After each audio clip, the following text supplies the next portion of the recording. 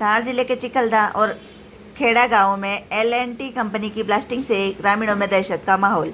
ग्रामीणों का आरोप है कि ब्लास्टिंग के दौरान बड़े बड़े पत्थर घरों तक आ रहे हैं, जिससे लोगों की जान जोखिम में है।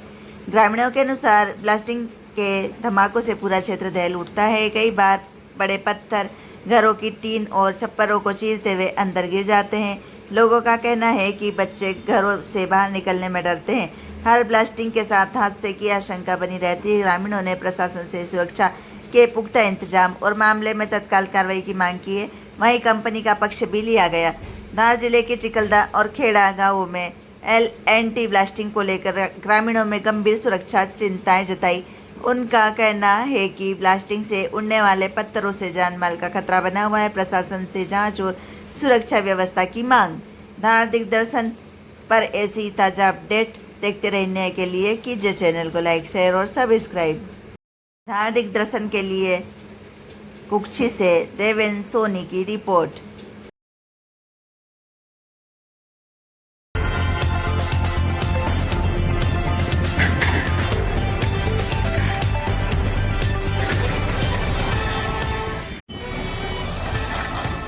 बहुत बड़ा प्रॉब्लम देखो पुरानी है, बाकी वो जो बीच में पत्थर है ना, उन्हें पत्थर ने नुकसान करे। और एक दो काम दिख रहा है, एक ये यहाँ के नीचे है, अपना बढ़िया है नीचे है।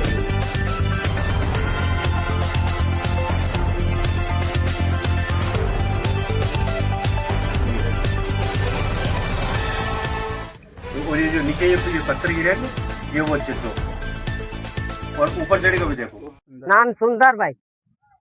क्या हुआ था कि ब्लास्टिंग के पत्थर कहाँ से उड़ के आए और और क्या नुकसान हुआ? सामने से आए भैया उड़ के, तो डायरेक्ट मेरी औरत बेटी थी उसके ऊपर ही गिरता, अपन थोड़ा बच गया। वो भी गर्भवती थी तो भगने में बच गई, नहीं तो उसके ऊपर ही आया था पत्थर थोड़ा।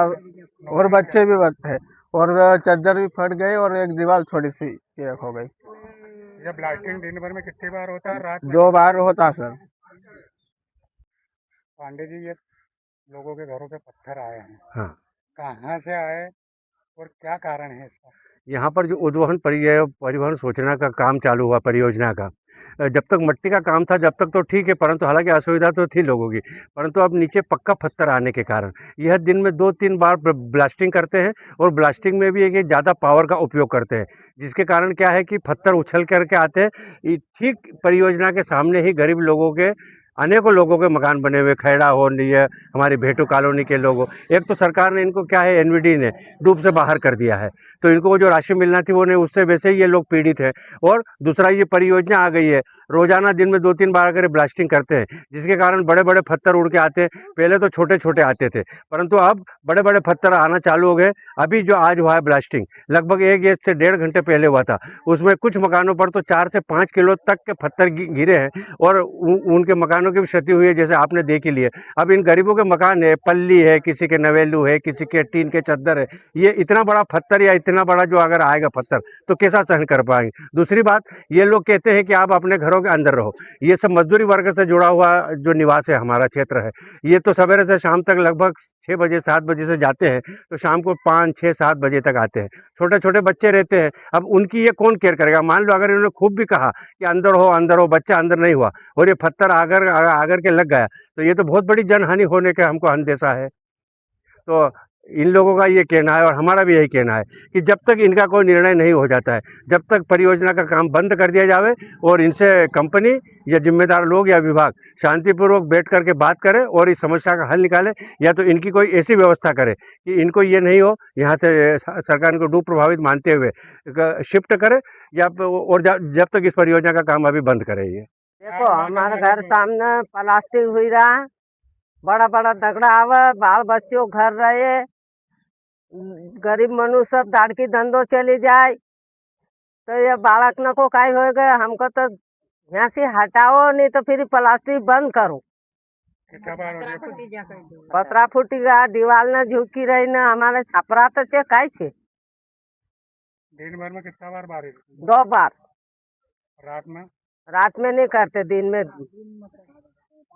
तुमने इनको बोला था कि हमारे यहाँ पत्थर आते हैं? हाँ बोला था ज्यादा नहीं हम दो चक्कर अंदर भरा जाओ, अंदर भरा अंदर जाओ। भरा जाओ को हाँ तो अंदर सबको भरा अंदर रखते हैं, नहीं ऐसे दगड़े पड़ते हैं तो भले मर जाए हम।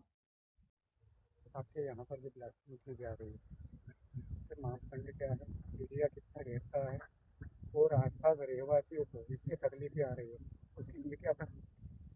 इसके लिए सेफ्टी प्रिकॉशन जो स्टैंडर्ड है उसके हिसाब से पूरा देखा जा रहा है, पूरा सेफ्टी नॉर्म्स के एसओपी के हिसाब से इसको रेगुलराइज किया जा रहा है। इसमें अपना जब ब्लास्टिंग होती है उसके पूर्व 1 घंटे के पहले सारे ग्रामवासियों को इत्तला दी जाती है, सबको बताया जाता है कि यहाँ पे अभी ब्लास्टिंग होने वाली है। हमारे कम से कम 7 से 8 सिक्योरिटी गार्ड और स्टाफ करीबन 15 से 20 स्टाफ इसका मौका मुआयना करते हैं। सब तरीके से इसको रोड को ब्लॉक किया जाता है, पूरी साइड में एक भी आदमी का क्लियर किया जाता है। जगह जगह कैमरे इसीलिए लगाए गए हैं कि कोई भी आदमी इसमें एंटर नहीं हो, सारा इसका कैमरे से देखा जाता है। उसके बाद में पूरा मापदंड के हिसाब से इसको ब्लास्टिंग किया जाता है। आप जब सूचना देने जाते हैं जी तब बच्चे बाहर खेलते रहते हैं, हाँ, उनको पूरा इंश्योर करके ही हम आगे बाकी का परमिशन देते हैं, नहीं तो हम नहीं देते हैं। जैसे बच्चे अंदर हो जाते हैं। हाँ, उसके लिए अलग अलग जगह पे सिक्योरिटी गार्ड को हम रखते हैं। सिक्योरिटी गार्ड को पूरा इंश्योर रहते हैं, वो कम से कम 7 से 8 सिक्योरिटी गार्ड हमारे को अंदर रखते हैं उनको। दुकानें, एक दुकान यहाँ पे हमारे गेट पे है, उसको भी हमने पूरा बंद करा के उससे रिक्वेस्ट करके बंद करा के और हम क्लियर करते हैं। आप भी इसे सूचना देने जाते हैं, जी बच्चे अंदर हो जाते जी। हैं ना। आज आपका पत्थर मकान के अंदर गिरा है, मान लो वहाँ पर अगर कोई बच्चा होता इसीलिए तो तो जनहानि होती, उसका जवाब इसीलिए हम उसको पूरा इंश्योर करके ही हम ब्लास्टिंग करते हैं कि कोई भी आदमी वहाँ पे अवेलेबल नहीं है। आप सूचना दे रहे हो, आपकी बात मानी। मेरा जो सवाल है उसका जवाब मेरे को इस तरह कि आपने सूचना दी, बच्चे अंदर हुए, ठीक है। आज जो पत्थर गया मकान के अंदर गिरा है, टीन शेड तोड़ के अंदर गिरा है। मान लो वहाँ पर अगर कोई इंसान बैठा हुआ रहता या बच्चा रहता और उसकी जान हानि हो जाती, उसका जवाबदार कौन रहता? उसका जवाबदारी हमारी है। अब क्या है आगे? आगे की तैयारियां क्या है? इसके मापदंड क्या है? इसके मापदंड क्या है? इसमें कितनी जगह घेरना चाहिए, कितने मीटर के पास बाहर बस्ती होना चाहिए, ये सारी चीजें पूछ रहा हूँ। वो एक बार फाइल में आपको दिखा देता हूँ, बात करें। आप इसलिए तो याद नहीं रहता है अच्छी। वो एक फाइल है, मेरे को आया 10 इस चीज की इंक्वायरी साहब 10 दिन हुए मेरे को यहाँ पे आया। मेरे को एक बार फाइल में लाके मैं दिखा देता हूँ। मैं आपको वो फाइल ऑफिस फाइल थोड़ी देखना, मैं पढ़ा लिखा आदमी थोड़ी हूँ। साहब, मेरे को मापदंड का तो पूरा जो भी नॉर्म्स है यहाँ का पूरा फैक्टर करके हमारा सेफ्टी वाला सब यहाँ पे देख के पूरा रहता है, जब भी हमारे को परमिशन मिलता है। हमको भी हम पूरा इसमें जो हमारे स्टैंडर्ड है क्वालिटी के और सेफ्टी के पूरा भर के ही हम इसको आगे बढ़ाते हैं, नहीं तो हम नहीं करते हैं सर, ऐसा नहीं है। हम आपने इंजीनियर की पढ़ाई की है, वैसे ही पास करनी क्या? मेरा पर्सनल चीज है ना सर, ये पर्सनल है। आपको जानकारी आपका देना स्टैंड चाहिए, आपको जानकारी होना चाहिए। क्या अगर क्या share क्या होता है क्या मापदंड चाहिए बताइए, आपको बताइए क्या। कि कितने मीटर में ब्लास्ट होना चाहिए और कब बस्ती कितनी दूर होना चाहिए, क्या मापदंड है, आपको ये नहीं मालूम है? अब आप